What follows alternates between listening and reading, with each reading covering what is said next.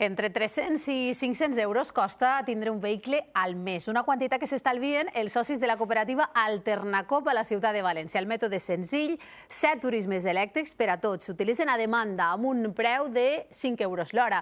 A més de guanyar diners, guanya el medi ambient. Els automòbils són elèctrics. Luis és arquitecte, té reunió este matí a Gandia, demana el vehicle elèctric per aplicació i la replega a un aparcament subterrani de Benimaclet. Está incluido el combustible, hace meses que no voy a una gasolinera, que es muy placentero.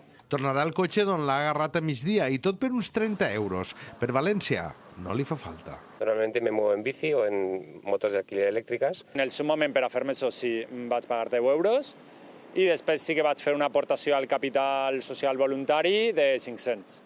I que això sí que me'l van tornant a no sé quant de temps. El cotxe privat està al 95% del temps parat. Això què vol dir? Que per cada 10 cotxes que veiem en el carrer, 9 estan les 24 hores del dia parats. Entonces, si el gastem esporàdicament, lo ideal és compartir-lo. A més, esta filosofia, els 500 socis d'esta cooperativa fan marxa. De moment disposen de 7 vehicles, 4 d'ells a l'aparcament del Mercat Central, una a Benimaclet, una a la Pobla de Vallbona i un últim al Balat dels Sorells. És una iniciativa en augment que es repeteix de moment a altres 6 ciutats de l'estat espanyol per a ús diari o com Melchor per a passar amb la família el cap de setmana al Perelló. Reconeix que els 50 euros que li costa valen la pena.